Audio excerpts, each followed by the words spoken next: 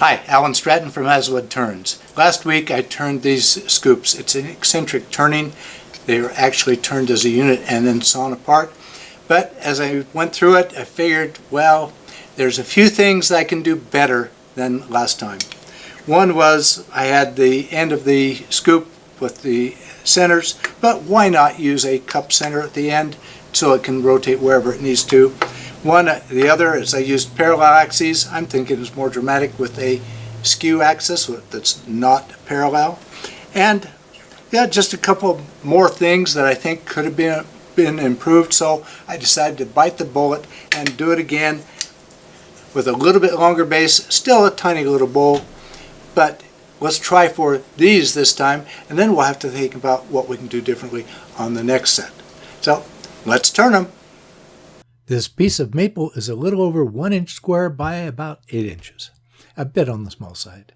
Since the cross section is small, I have glued on some short pieces of scrap around what will be the handle end of the scoop. In the previous scoop, I ran out of room to offset the axes. These extra pieces should expand the range, but I'll have to live with the scoop capacity. Let's start between centers for roughing out with my bowl gouge. I will need a tenon also here a bit later.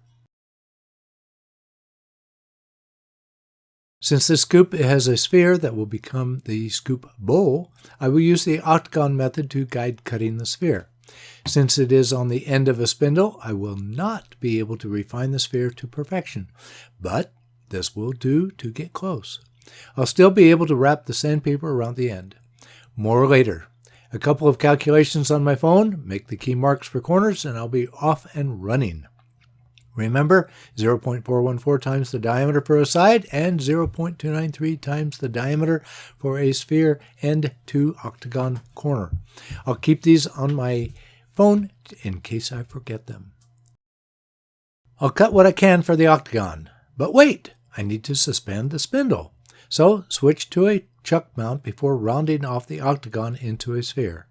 Then sanding the best I can, particularly by wrapping the sandpaper around the sphere to let the paper take off high spots.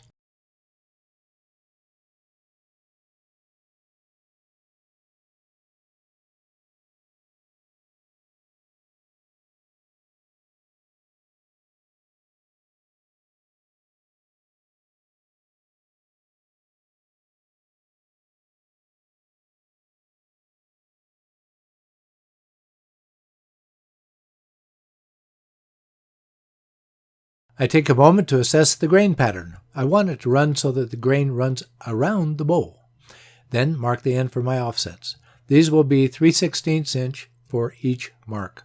Punching the marks will help a lot to hit the marks later.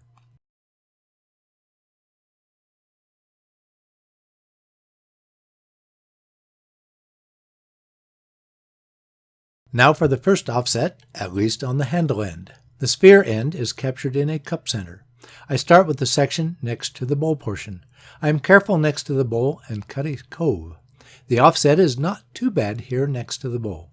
Only 3/16 off, but that is inches away. In an attempt for better consistency, I measure the diameter at the cove and the length of the cove. I mark this measure on up the handle, then sand this area.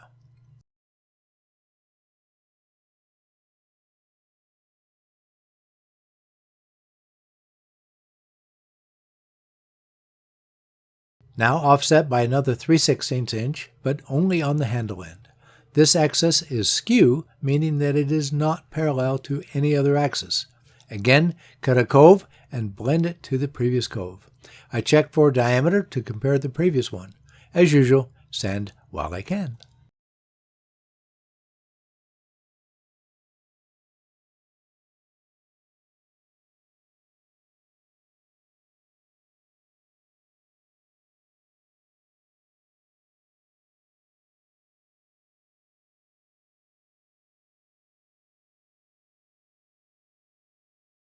Another offset on the handle, and I'm off to a wilder ride to cut the next cove. It turns out that my marks are hard to match with the offset. Oh well, I tried. This is the largest offset for this project. I'm out of space for the end for any additional offsets. Next time, glue on more scrap for my offsets, and sand while I can.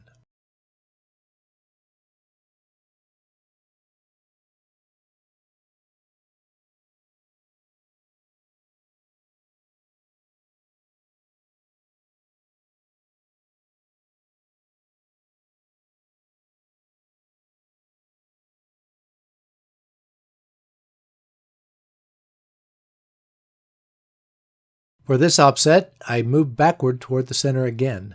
Another consideration is whether there is continuous grain from end to end.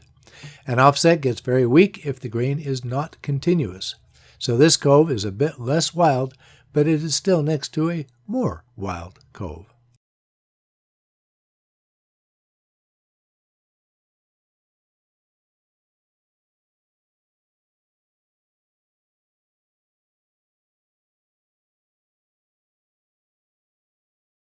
This offset is only one mark away from the original center.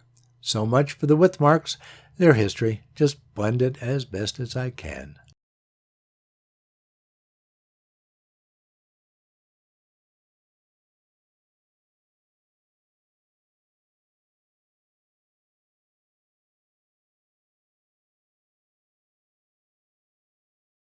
With this move, I'm back to the original axis. Cut another cove here.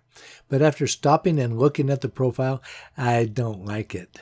Instead, I cut back the cove to the end of the last cove and sand.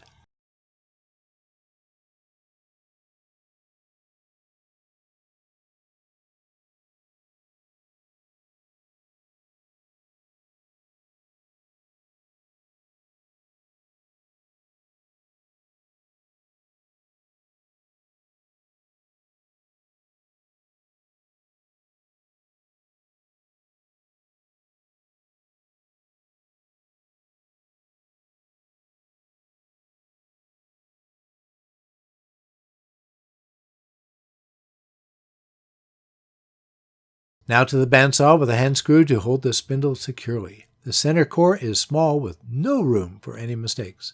But first cut off the excess from the redesign. A quick trip to the disc center to eliminate saw marks. And a much longer trip to a rotary carver with a round burr. Then sand and a bath in walnut oil. After turning last week's scoop, I thought of several things that could make it better. A better sphere on the end, a cup center to capture the sphere while turning the handle, skewed axes instead of parallel axes, and a slightly larger offset enabled by gluing on scrap. I think it was worth the do-over. Sometime in the future, I'll have to add thicker scraps and keep going with the offsets instead of coming back to the center. But not right now. Please give this video a thumbs up and subscribe to my website as well as on YouTube. When you subscribe to my website, I send email notifications that are much more reliable than YouTube's.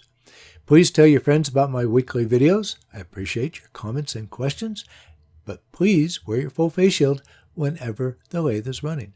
As usual, yeah, I'm nag, but I hope to save your life and your eyesight. Once wood flies, dodging it is not an option.